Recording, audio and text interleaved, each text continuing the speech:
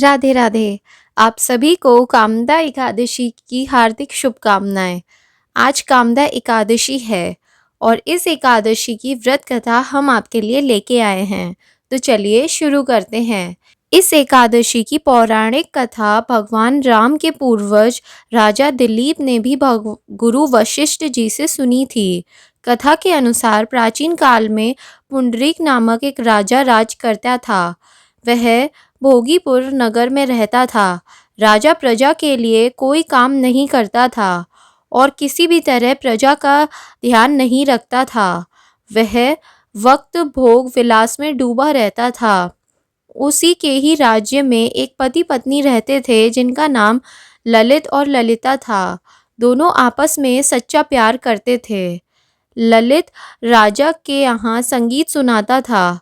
एक दिन राजा की सभा में ललित संगीत सुना रहा था कि तभी उसका ध्यान अपनी पत्नी की ओर चला गया और उसका स्वर बिगड़ गया। इसे देख राजा पुंडरीक को क्रोध सातवें आसमान पर पहुंच गया। राजा इतना क्रोधित हुआ कि उसने क्रोध में आकर ललित को राक्षस बनने का श्राप दे दिया। राजा के श्राप से ललित मांस खाने वाला राक्षस बन गया। अपने पति का हाल देख ललिता बहुत दुखी हुई। पति को ठीक करने के लिए हर किसी से उपाय पूछती रहती। ललिता का पति भयंकर भूख वाला, विकराल आंखें और देखने मात्र से ही डरा देने वाला हो गया था। ललिता अपने पति की विकल आकृति देख मन ही मन बहुत चिंतन में भरी हुई थी। भारी दुख से कष्ट पा रही थी। वह रोती हुई घने जंगल में पति के पीछे पीछे घूमने लगी। वन में एक उसे सुंदर आश्रम दिखा। ललिता शीघ्रता के साथ ही वहां गई और मुनि को प्रणाम करके उनके सामने खड़ी हुई। मुनि बड़े दयालु थे। उसने उनका दुख देखकर इस प्रकार बोले कि तुम कौन हो, कहाँ से आई हो? ललिता ने कहा, मेरा नाम ललिता है। मेरे स्वामी अपने पाप दोष के कारण राक्षस हो गए हैं। उनका यह अवस्था देखकर मुझे चैन नहीं पड़ रहा। इस समय मेरे जो भी कर्तव्य हैं वो बताइए, जिसके पुण्य के द्वारा मेरे पति राक्षस योनि से छुटकारा पा सके। ऋषि बोले, इस समय चैत्र मास के शुक्ल पक्ष की कामदा एकादशी की तिथि है, जो सब पापों को हरने वाली है।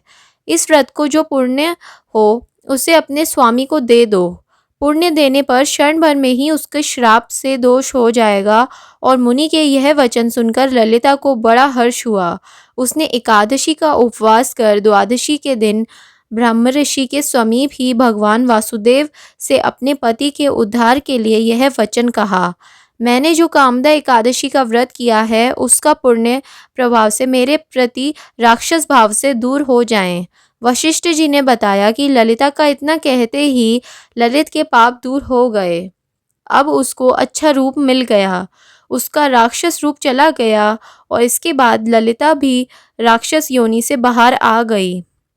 वह दोनों पति पत्नी कामदा के प्रभाव से पहले की अपेक्षा भी अधिक सुंदर हो गए। सभी को एकादशी के व्रत का पालन करना चाहिए। कामदा एकादशी ब्रह्म हत्या आदि पाप जैसे बड़े महान पापों को भी आपको प्रायश्चित करने का मौका देती है। तो इस कामदा एकादशी भगवान विष्णु का व्रत जरूर करिएगा।